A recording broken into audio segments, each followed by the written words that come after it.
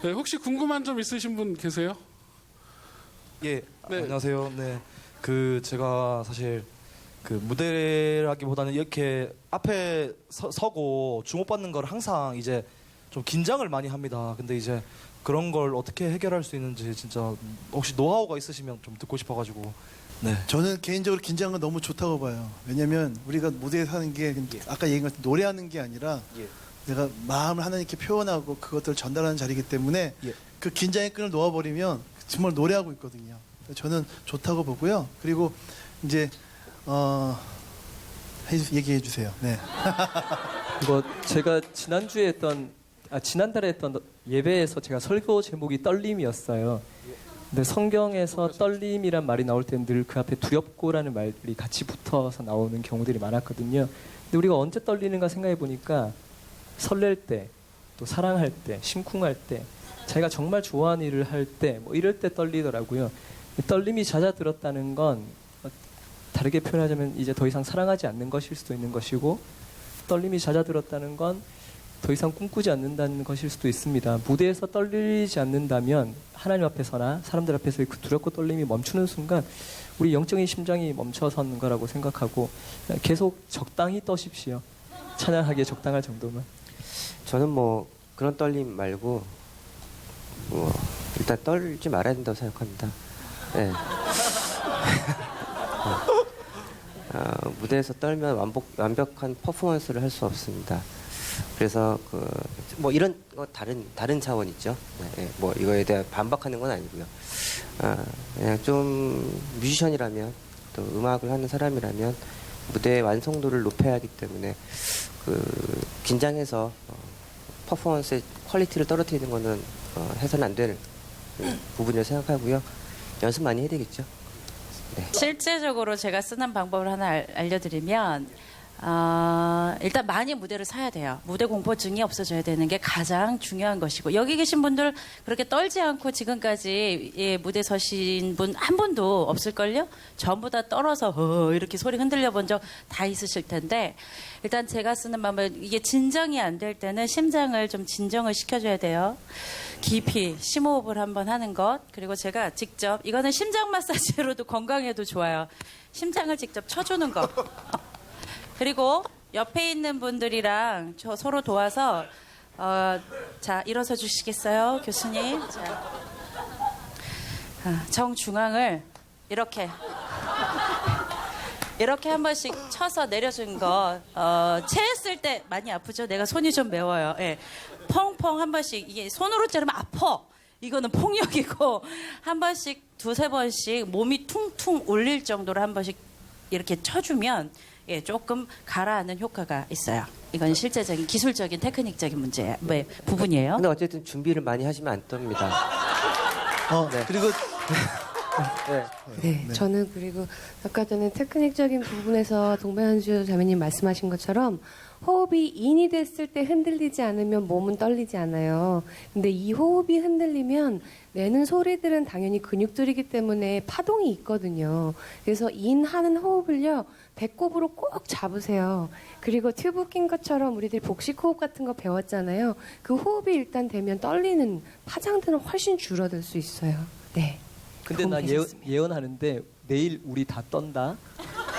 멘토 콘서트 할 때 저는 이 말 안 했으면 안 떨었을 텐데 이 말 해서 떨을 것 같아. 그 누구 앞에서 떨지 않아. 근데 내 제자들이 앞에 있으면 정말 떨려요. 왜냐하면 내가 그들 앞에서 늘 내일도 마찬가지로 우리가 멘토링 캠프를 하면 굉장히 전지전능한 것처럼 우리가 모든 걸 다 발성에 대해서 모든 걸 통달한 것처럼 얘기를 막 하고 지적질을 하고 가르쳤는데 막상 우리가 무대에 딱 서면 쟤들이 우리를 평가할 거야 이렇게 생각하면 저는 내일을 생각하면 떨립니다.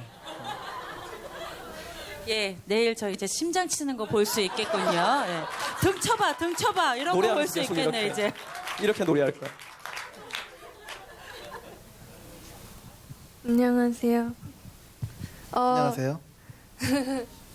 저는 올해 1월에 탁선교사님이라는 음악하는 선교사님 만나고 음악으로도 찬양을 할 수 있구나를 알고 이렇게 선교사가 돼야지 이렇게 생각을 하고 있었는데, 그 탁선교사님의 도마의 고백이라는 곡을 들었는데 거기서 내가 무대에 서서 말씀을 전하면 내가 왕인 것 같아 이런 가사들이 있었는데 그게 너무 제 마음에 딱 와닿는 거예요. 그걸 들으면서 진짜 많이 울고 2주 동안 계속 그것만 들었던 것 같아요. 그래서 나도 모르게 내가 왕인 것 같고 말씀에 선포를 일어나라 일어나라 이렇게 소리를 치는데 마치 내가 소리를 지르기 때문에 애들이 막 아멘 하고 울면서 기도하는 것 같고 하는데 그게 막 상상이 되면서 눈물이 멈추지가 않고 지금도 막 그게 걱정이 너무 많이 돼서 그런 가짐을 가지고 싶지 않아가지고 그런 방법 같은 것도 여쭤보고 싶고 그런 생각이 자신들은 들 때 어떻게 하시는지 여쭤보고 싶었어요. 제가 들어보니까 그러니까 이제 구덕이 무서워서 장을 못 담그는 것 같은 그런 지금 이야기로 들리거든요. 네, 물론 사람이 우리 입술과 우리의 어떤 몸짓으로 표현하기 때문에 우리가 드러나는 건 당연한 거예요. 당연한 거고 그것 때문에 내가 나는 그 찬양한 사람이 아니야. 하나님이 안 드러났고 내가 드러났어라고 이렇게 자책할 필요 없고요. 그거는 계속 지금 처음부터 너무 멀리 가 있고요. 조금씩 주어진 자리에서 내가 하나님은 내가 주어진 가장 아름다운 정말 고급 달란트의 음악이요. 배고픈 직업이지만 너무나 고급 달란트거든요. 이 달란트로 하나님을 드러내지는 마음만 잘 갖고 한 걸음 한 걸음 한 번에 뛰지 않고 한 걸음 한 걸음 가다 보면 우리 주은 자를 통해서 아주 멋지게 쓰실 거예요. 하나님 멋지게 드러내시면서.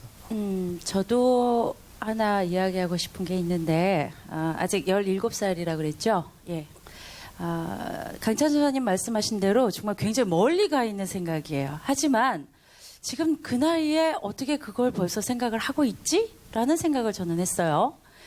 그리고 아주 굉장히 중요한 질문을 던진 거라고 저는 생각을 해요. 루시퍼가 원래 어떤 천사였죠?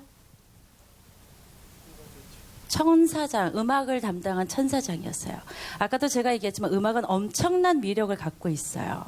그렇기 때문에 저는 앞에 서 있는 사람들이기 때문에 언제든지 그런 생각들이 우리 안에 올라올 수 있다는 것 분명히 있어요.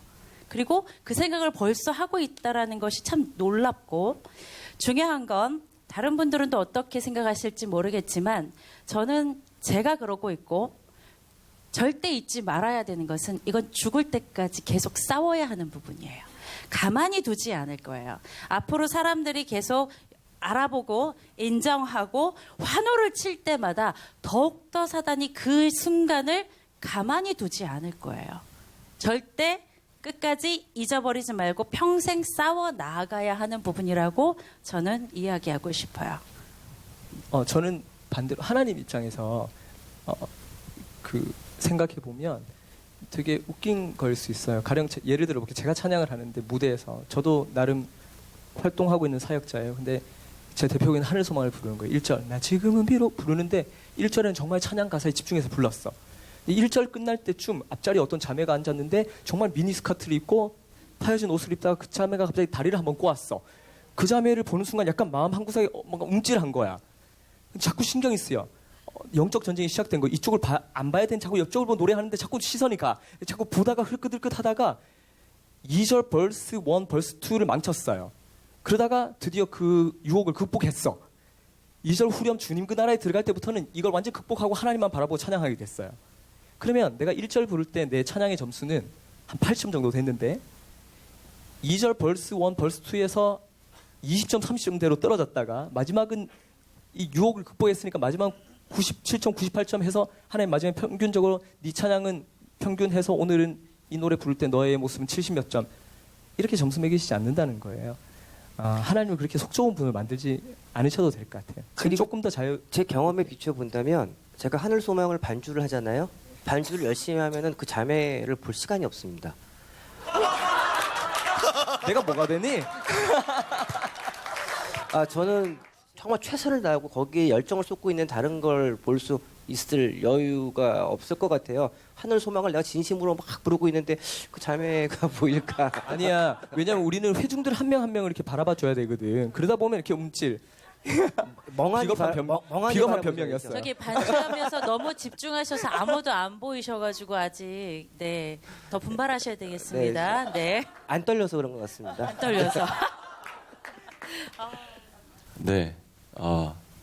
제가 이제 나이가 이런 얘기 죄송한데 28살이거든요. 근데 이게 20대 초반에 그냥 즐겁게 음악 하다가 이제 군대를 갔다 오게 되고 대학을 졸업하게 되고 이제 대학원을 한 학기 다니다가 이제 휴학하고 지금 이제 삶을 살아가고 있는데 현실적인 문제를 그 배제할 수가 없겠더라고요. 그래서 음악을 그만두고 공장에서 일을 해야지 하고 공장에 들어간 적도 있고 실제로 그래서 이제 그런 현실적인 문제에서 부딪힐 때 과연 어떤 방법으로 이겨낼 수 있는지 혹은 과연 그 음악을 계속 붙들고 있는 게 정답일런지 그런 거에 대해서 좀 그 5분의 의견을 좀 들어보고 싶습니다. 네, 말이 많네 제가. 저는 제가 찬양 사역할 때 싱글이었고요. 33살에 찬양 사역 시작했거든요. 네, 전 늦게 시작했다고 했는데 보니까 늦게 시작한 게 아니고 네, 33살. 30살에 시작했다. 네, 늦게 시작하지 않고 그만큼 하나님이 저를 준비시킨 시간이었고 그리고 싱글이다 보니까 사실 경제적인 거 통장에 제가 10만 원밖에 없었거든요. 근데 한 2, 3년 동안 계속 10만 원 많아야 뭐 50만 원 뭐 이랬던 것 같아요. 근데 그냥 내가 가장 잘할 수 있는 것을 가장 멋지게 하나님을 드려야 한다고 생각하니까 그냥 그것만으로 만족했고 열심히 하다 보니까 어느 순간 내가 재정 생각하지 않았는데 재정이 계속 채워지고 있더라고요. 물론 지금 네 그렇습니다. 근데 지금 너무 네 많이 채워주셨어요. 근데 제가 지금 돌이키면서 이제 그렇게 형제님처럼 물어보시면 차라리 직업을 가지면 저 같은 경우는 일을 하는 게 있으면 일을 하면서 같이 하라고 해요. 왜냐하면 아직 사역이 별로 없잖아요. 이렇게까지 사역이 들어올 때가 계속 사역이 없으면서 일도 안 하면 사실은 너무 힘들거든요. 그래서 뭐 간간하게 이렇게 일을 하면서 사역을 했으면 좋겠고 만약에 사역이 더 많아지면 그 일을 내려놓으면 되는 거예요. 저는 그렇게 조언하는 편이거든요. 사실은 그 사역하면서 일을 하다 보니까 그 뭐라 해야 되지 갭이 굉장히 크더라고요. 그 제가 그 공장에서 일을 하면서 이제 이런저런 활동들을 많이 했었는데 거기서 오는 그 뭐라 해야 되지 마음에서 굉장히 허탈한 느낌, 공허한 느낌이 굉장히 많이 들더라고요. 그러니까 음악도 이제 내려놓고 싶어지게 되고 마음이 많이 흔들려서 오히려 근데 그런 자리에서 형제님이 그런 삶에 있는 자리에서 그런 고백을 실제로 경험하고 있는 고백들을 노래로 간간히 표현한다면 그렇게 있는 사람들이 많은 사람들의 마음을 만질 수 있는 찬양을 쓸 수 있죠. 사실은 저는 그 가난한 시기를 겪었어요. 어떻게 보면 워킹이라는 팀으로 찬양 사역을 시작했는데요. 대학을 졸업하자마자 사역을 시작했어요. 그러고 나서 팀이 갑자기 해체가 됐어요. 그러고 나서 제가 할 수 있는 게 아무것도 없는 거예요. 그런데 저희와 함께 했던 이제 멤버들은 각자 기획사로도 들어가고 뭐 자기가 할 팀들로 막 돌아가더라고요. 근데 제가 할 수 있는 게 아무것도 없는데 돌아보니까 음악이 있어요. 음악도 공부했고 내가 좋아하는 거예요. 그래서 사실은 그때 CCM 말고 영화 음악, 라이브 카페에서 노래도 해보고 그리고 뭐 안 해봤던 게 없는 것 같아요. CM도 해보고 거기서 날 찾아서가 아니라 문을 너무 많이 두드렸어요. 제가요 해보고 싶어요가 아니고 저 해야 돼요라는 마음으로 얼마나 많은 문을 두드렸는지 몰라요. 그런데 하나님이 도우시더라고요. 그 문제는 하나님에 대한 신뢰가 분명히 보이실 거예요. 하나님이 문을 여시고 그것이 찬양 사역자로 계속 연결시켜 주실 수도 있는 형제님이실 수도 있고요.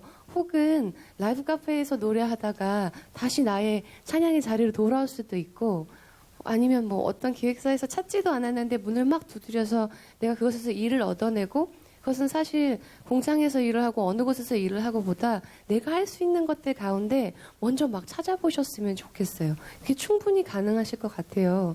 그래서 음악이 아닌 곳에서 다른 것들로 재정들을 채우고 어려운 것들을 하면서 그것들이 슬퍼질 수 있거든요. 그러기보다는 내가 할 수 있는 것들 중에서 자존심을 좀 내려놓고 문을 두드리는 작업들을 하시면 분명히 찾으실 수 있을 거라고 생각하고요. 그 부분들은 하나님께서 책임지실 거라고 저는 신뢰해요. 찬양 사역자들 배고플 거라고 많이 프로필에 쓰셨더라고요. 여러분 근데요 하나님께서 찬양하는 것들로 우리들을 배불리신다면 그것은 잘못된 거라고 생각해요. 그거 말고 하나님께서 주신 그 음악으로 하나님께서 분명히 또 그 재정 부분도 채우실 거예요. 저는 그것들을 배웠고 지금도 배워가고 있어요. 형제님도 그 부분을 배워가시면 좋겠어요.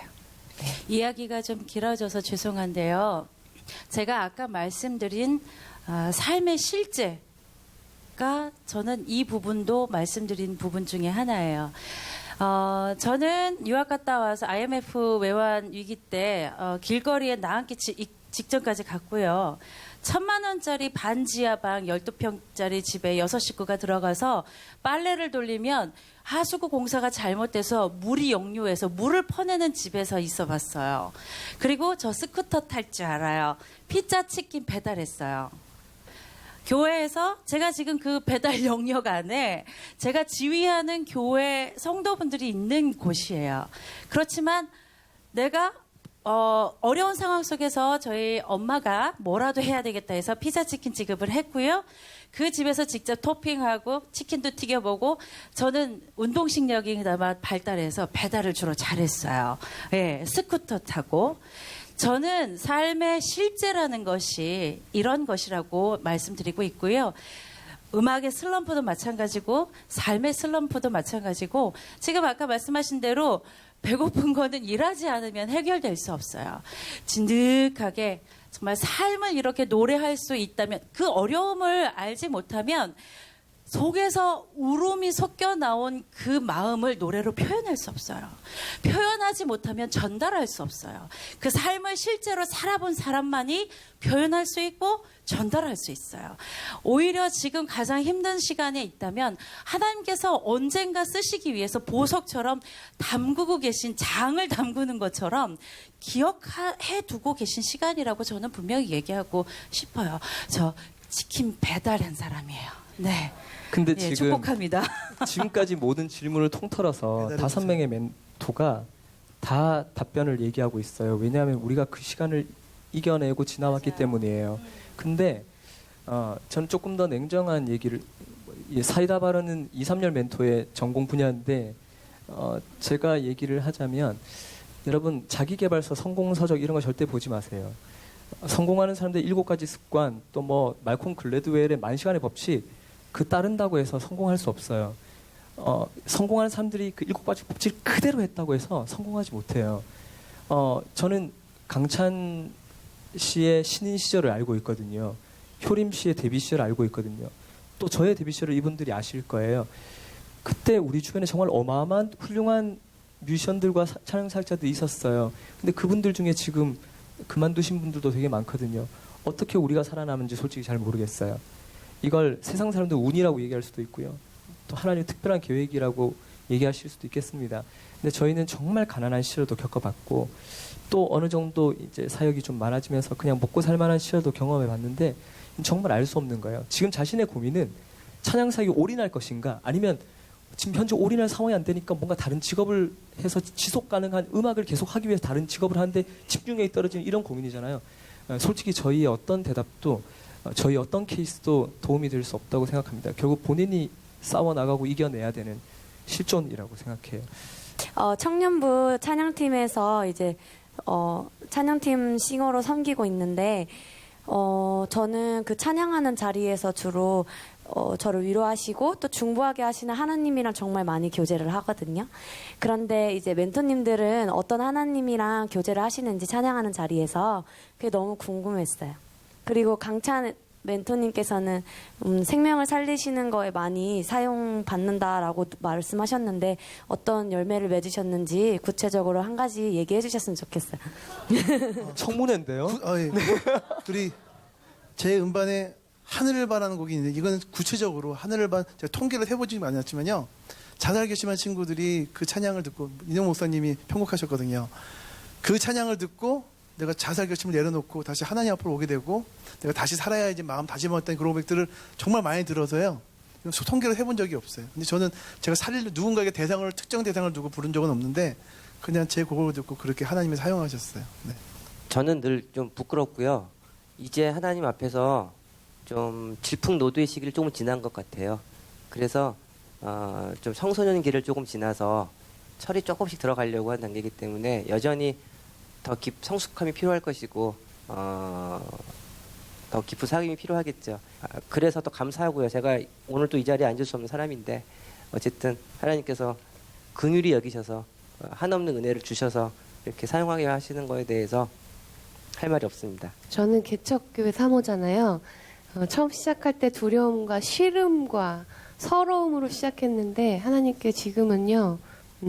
찬양 사역자로 살길 참 잘했다는 소망과 눈 뜨고 하나님 잘 잤어요. 밥 먹을 때 하나님 무엇을 먹을까요? 저희 아이 밥 사주면서 뭐 먹을래? 하나님은 이 아이가 뭘 먹어야 할까요?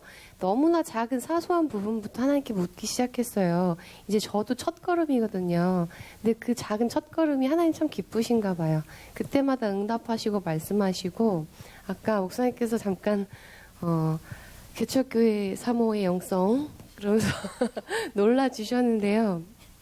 첫걸음이라서 참 귀한 것 같아요. 여러분 그 첫걸음이 이번에 꼭 시작하시면 좋겠어요.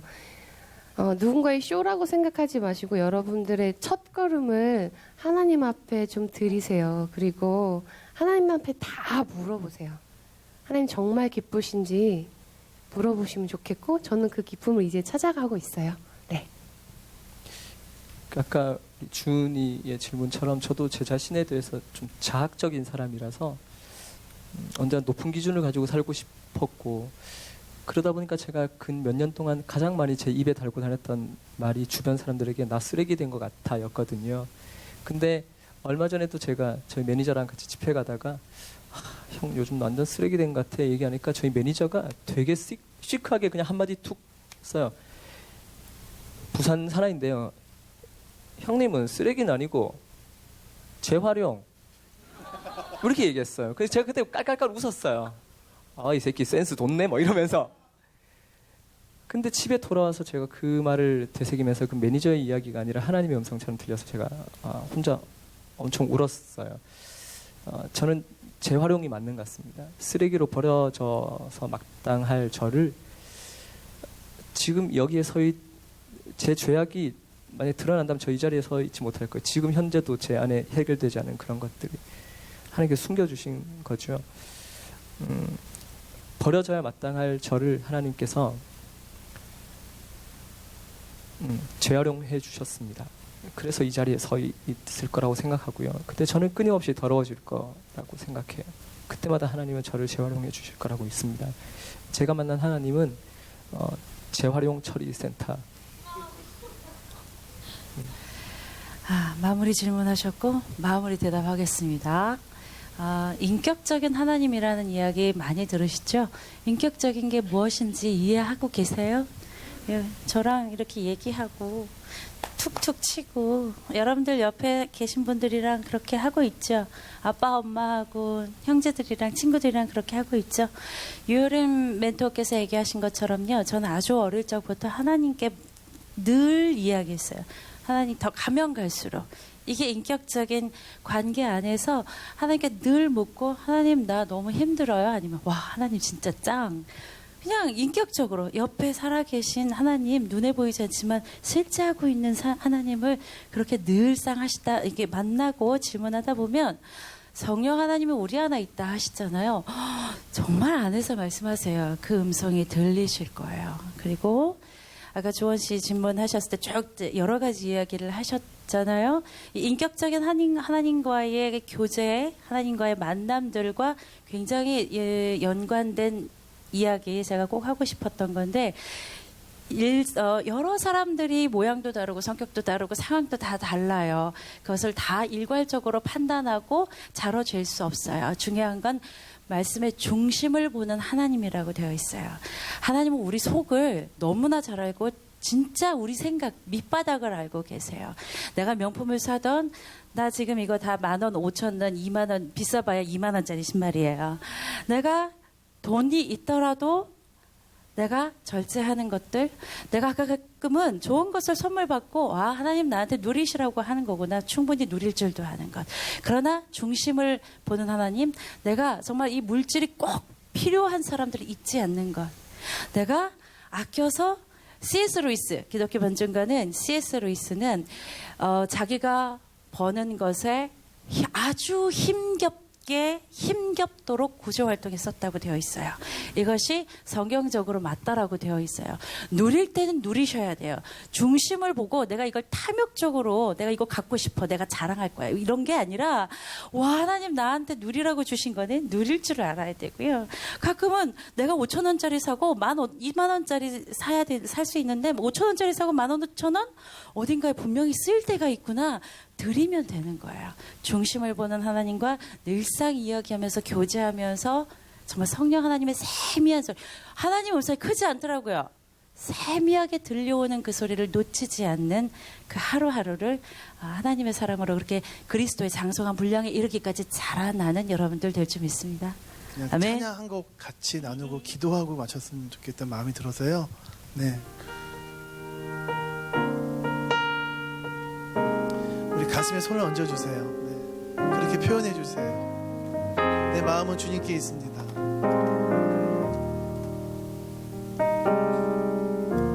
나 무엇과도 주님을 바꾸지 않으리. 다른 어떤 은혜 구하지 않으리. 오직 주님만